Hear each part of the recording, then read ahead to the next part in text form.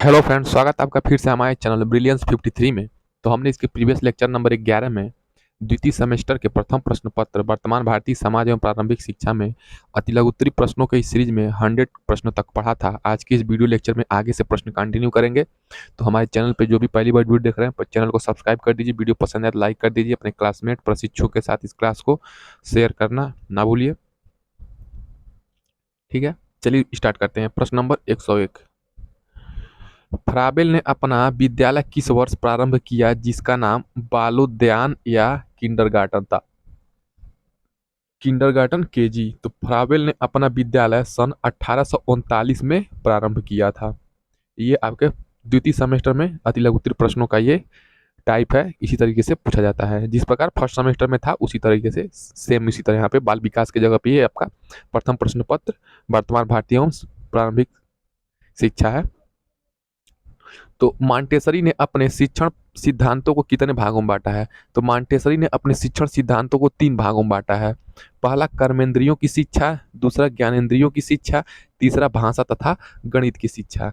तो मारिया मॉन्टेसरी ने जो उनके जो टीचिंग टेक्निक्स थे, टीचिंग मेथड यानी कि पढ़ाने का जो तरीका था, वो किन किन भागों में बांटा था? तो कर्मेंद्रियों की शिक्षा और ज्ञानेंद्रियां 5 होती हैं, हाथ, नाक, कान, जीभ, त्वचा। तो ये आपकी ज्ञानेंद्रियों की शिक्षा हो गई। कर्मेंद्रियों की शिक्षा समझ रहे हैं, कर्म करेंगे तो ठीक है, यानी कि एक्टिविटी वाला, एक्टिविटी बेस्ड होना चाहिए। और भाषा यानी कोई भी लैंग्वेज जिस आपका नेटिव यानी कि मातृभाषा हो सकता है और कोई एक अलग लैंग्वेज हो सकता है। और गणित की शिक्षा, ये आपका प्रारंभिक शिक्षा स्तर के बारे में इन्होंने ऐसे ही बांटा है शिक्षण सिद्धांतों को, मारिया मॉन्टेसरी ने। नेक्स्ट प्रश्न 103, कोठारी आयोग ने शैक्षिक विद्यालयों के संबंध में क्या लिखा है? तो कभी कभी इस बात की ओर पूर्ण रूपेण ध्यान नहीं दिया जाता है कि इस समय देश के विभिन्न भागों के शैक्षिक विकासों में भारी असंतुलन मौजूद है। एक राज्य और दूसरे राज्य के विकास में भारी अंतर दिखाई देता है। केरला में साक्षरता दर क्या है? ज़्यादा है और भी भारत के जो राज्य हैं उनसे। तो वहाँ पे क्या है, ये देखिए क्या है, असंतुलन है शिक्षा में। ठीक है, और अंतर भी दिखाई दे रहा है। और एक जिले एवं दूसरे जिले के विकास में बड़ा अंतर दिखाई देता है। जैसे मान लीजिए कोई भी आप अपने अलग जिला का ले लीजिए, लखनऊ जिला का ले लीजिए, फिर गोरखपुर का ले लीजिए, किसी का भी ले लीजिए, तो वहाँ पे आप देखिए लिटरेसी रेट क्या होगा, बहुत अंतर होगा दोनों में। तो ये क्या है, कोठारी आयोग ने शैक्षिक विद्यालयों के संबंध में यही लिखा है कि क्या होता है, शैक्षणिक रूप से एक राज्य दूसरे राज्य से पिछड़े हैं, एक जिला दूसरे जिले से पिछड़े हुए हैं। तो यही क्या कहा है कोठारी आयोग ने। प्रश्न नंबर 104 देखिए, इस वीडियो के डिस्क्रिप्शन बॉक्स में फर्स्ट सेमेस्टर का पूरा प्लेलिस्ट दिया गया है। 8 सब्जेक्ट का वीडियो लेक्चर आपको मिल जाएगा, वहां से जाके आप लोग देख सकते हैं, टेलीग्राम जुड़ के पीडीएफ डाउनलोड कर सकते हैं। प्रश्न नंबर 104, शैक्षिक विषमता का एक कारण निर्धनता भी है कैसे? फर्स्ट सेमेस्टर वाले स्टूडेंट के साथ इस चैनल को शेयर करना ना भूलें, क्योंकि फर्स्ट सेमेस्टर का भी यहाँ पे हमने पूरा पढ़ा दिया है। तो शैक्षिक विषमता का एक कारण निर्धनता भी है कैसे? देखिए, जब जब पैसा ही नहीं रहेगा तो कैसे एजुकेशन हो पाएगा? बड़े बड़े शहरों में या बड़े बड़े स्टेट्स में आप जाके नहीं पढ़ पाएंगे, तो पैसा बहुत जरूरी है पढ़ने के लिए। शिक्षा के अवसरों की विषमता का एक और कारण यह है कि जनसंख्या का एक बहुत बड़ा भाग निर्धन है। हमारा देश भी आज भी क्या है, बहुत बड़ा भाग में, बहुत बड़े क्षेत्र में क्या है, गरीबी है तथा बहुत थोड़ा भाग धनी है। एक निर्धन व्यक्ति का बालक किसी शैक्षणिक संस्था के निकट होते हुए भी वह अवसर प्राप्त नहीं कर पाता, फीस नहीं जमा कर पाता होगा, जो एक धनी व्यक्ति के बालक को शिक्षा संस्था के दूर होने पर भी मिल जाता है। तो शैक्षिक विषमता है, यानी कि कुछ लोग पढ़े लिखे हैं, कुछ लोग नहीं पढ़े लिखे लोग हैं, कुछ लोग अच्छे जगह पढ़ रहे हैं, कुछ नहीं पढ़ पा रहे हैं। तो ये क्या है, शैक्षिक विषमता है। मतलब कुछ लोग विश्वविद्यालय यूनिवर्सिटी संस्था के पास होते हुए भी नहीं पढ़ पाते हैं गरीबी की वजह से, और कुछ लोग दूर होते हुए भी डिग्री ले लेते हैं। यही मतलब है शैक्षिक विषमता। प्रश्न नंबर 105, शिक्षा के व्यवसायीकरण की क्या आवश्यकता है? तो देखिए, शिक्षा के व्यवसायीकरण, जैसे आजकल प्राइवेट स्कूलों में आपको क्या मिल रहा है, बुक मिल रहा है, पेन मिल रहा है, फीस, टाई, बेल्ट, मोजा सब मिल रहा है। तो इसका शिक्षा का व्यवसायीकरण हो गया है। ठीक है, तो शिक्षा में भी बिजनेस आ गया है। तो ये इसके आने के क्या फायदे पूछ रहा है, क्या आवश्यकता है?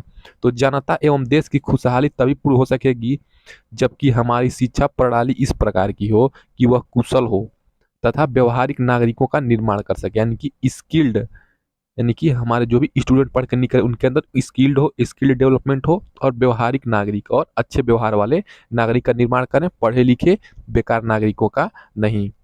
कहने का मतलब ये जो पढ़े लिखे होते हैं वो फिर भी क्या होते हैं, अच्छे नागरिक नहीं बन पाते हैं। पढ़ा लिखा होने का मतलब ये नहीं कि आप अच्छे नागरिक हैं। इस बात को आप लोग समझ रहे होंगे इसका क्या अर्थ है।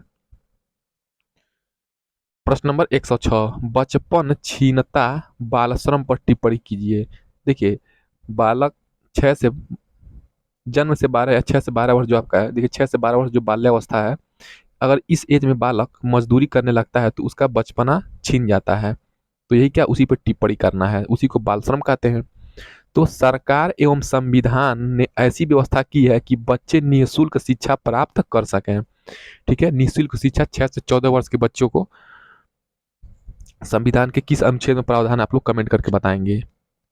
इसी प्रकार पर निःशुल्क तथा अनिवार्य प्राथमिक शिक्षा तथा शिक्षा का अधिकार अधिनियम बनाए गए हैं। ठीक है, आरटी एक्ट 2009 है जो आपका राइट टू एजुकेशन एक्ट 2009 बनाए गए हैं, किंतु निश्चित रूप से पारिवारिक स्थिति अनिवार्य बाल शिक्षा में बाधक है। पारिवारिक परिस्थितियां बाल श्रम को विवश करती हैं। बाल श्रम के कारण बच्चे का बचपन छिन जाता है। जिस उम्र में उन्हें पुष्प के समान विकसित होना चाहिए उस उम्र में बाल श्रम के कारण उनकी इच्छाएं, जो भी उनकी इच्छाएं हैं, इंटरेस्ट है किस सब्जेक्ट में, किस क्षेत्र में, उनकी मनोकामनाएं समाप्त हो जाती हैं और बच्चों का बचपना खत्म हो जाता है। क्योंकि उनके पास खाने के लिए चीज़ नहीं है तो उन्हें तो शिक्षा दिखेगा नहीं। तो वो सबसे पहले क्या चाहेंगे कि उनके पास आवश्यकताएं जो उनकी नहीं हो पा रही हैं, रोटी कपड़ा मकान, तो उनको पहले प्राप्त करने की कोशिश करेंगे, इसलिए वो मजदूरी लगेंगे करने, शिक्षा को ध्यान नहीं देंगे। इस प्रकार क्या हो जाएगा, उनका बचपना छीन जाएगा। उसी पर टिप्पणी करना था। नेक्स्ट प्रश्न 107, जनसंख्या शिक्षा का अर्थ लिखिए। तो जनसंख्या में अबाध गति से वृद्धि के फलस्वरूप मानव जीवन के आर्थिक, सामाजिक, राजनीतिक तथा सांस्कृतिक पक्षों पर पड़ने वाले कुप्रभावों के प्रति जागरूक तथा संबंध समाधानों के विषय में वैचारिक क्रांति की शैक्षिक व्यवस्था ही जनसंख्या शिक्षा कहलाती है। ये तो बहुत इजी क्वेश्चन था, जनसंख्या शिक्षा। प्रश्न नंबर 108, जनसंख्या शिक्षा की आवश्यकता क्यों है। तो जनसंख्या शिक्षा की आवश्यकता निम्नलिखित कारणों से पड़ती है। लोगों को क्यों शिक्षित करना जरूरी है कि जनसंख्या कंट्रोल होनी चाहिए, राष्ट्रीय प्रगति के लिए, आर्थिक विकास के लिए, मानव संसाधन कुशलता के लिए, परिवार नियंत्रण कार्यक्रम की सफलता के लिए, परिवार नियोजन के लिए, योजनाओं का सफलता के लिए। ठीक है, नियोजित परिवार यानी कि कम जनसंख्या हो एक परिवार में, छोटा परिवार सुखी परिवार से रिलेटेड है परिवार नियोजन। प्रश्न नंबर 109, शिक्षा द्वारा समाज का विकास किस प्रकार संभव है। तो शिक्षा द्वारा देखिए समाज के विकास का कार्य है, बिना शिक्षा के कोई समाज की कल्पना नहीं की जा सकती है। अतः यदि किसी समाज का विकास किया जाना हो तो वहां शिक्षा की उत्तम व्यवस्था की जानी चाहिए। शिक्षा का एक कार्य यह है कि यह मनुष्यों को यह सिखाएं कि व्यक्तिगत हितों की अपेक्षा सार्वजनिक हितों को प्रधानता दी जाए। नेक्स्ट प्रश्न 110, समाज का प्रमुख शैक्षिक कार्य लिखिए। तो समाज का प्रमुख शैक्षिक कार्य क्या है। तो समाज बालकों हेतु शिक्षा संस्थानों की स्थापना करता है। ठीक है, प्राइमरी विद्यालय हो गया, जूनियर हो गया, उच्चतर माध्यमिक, माध्यमिक, ठीक है, यूनिवर्सिटी, कॉलेजेस, ये सब क्या है, सोसाइटी द्वारा ही तो बनाई गई हैं। उन संस्थाओं को चलाने के लिए उनकी वित्तीय सहायता करना। ठीक है, सोसाइटी और सरकार का ये कार्य है। प्रश्न नंबर 111 देखिए, समाज शारीरिक विकास के लिए क्या करता है। तो समाज अपने सदस्यों के शारीरिक विकास हेतु खेल कूद के साधनों का प्रबंध करता है। समाज बालकों के व्यायाम हेतु व्यायामशालाओं, ठीक है, शालाओं यानी कि जिम वगैरह, ठीक है, जिम और क्रीड़ा स्थल का निर्माण करता है। नेक्स्ट प्रश्न 112, 112 प्रश्न क्या है, परिवार द्वारा शारीरिक विकास के साधन बताइए।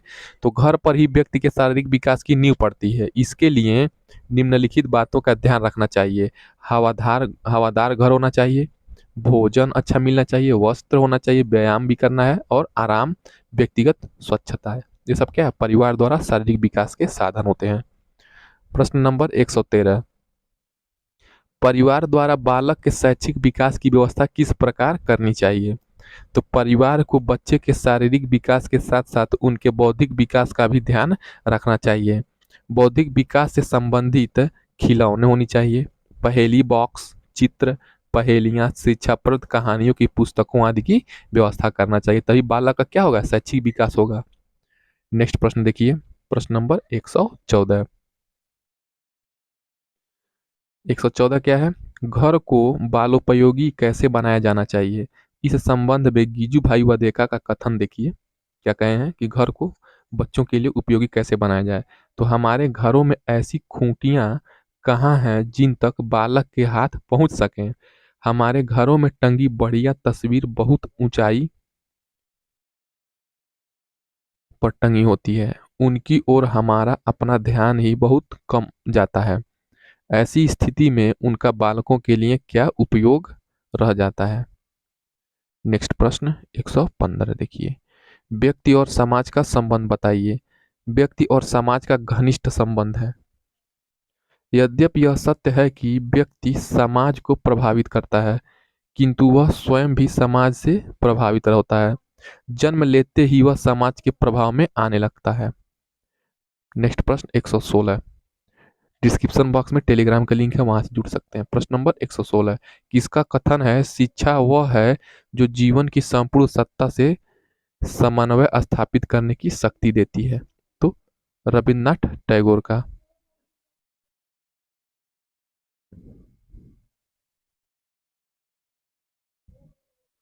प्रश्न नंबर 117 देखिए, प्रयोजनवादी शिक्षा की विशेषताएं बताइए। प्रयोजनवादी शिक्षा की विशेषताएं क्या हैं? बालक का महत्व होनी चाहिए, सामाजिक मूल्यों पर बल, अनुभव व क्रिया पर बल, शिक्षा एक लोकतांत्रिक प्रक्रिया है।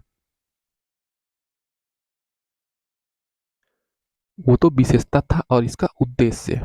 प्रश्न नंबर 118, तो प्रयोजनवादी शिक्षा के उद्देश्य, प्रयोजनवादी शिक्षा के उद्देश्य क्या है? उचित पथ प्रदर्शन, नवीन मूल्यों और आदर्शों का निर्माण, गतिशील साधन संपन्न मस्तिष्क का विकास, सामाजिक कुशलता का विकास।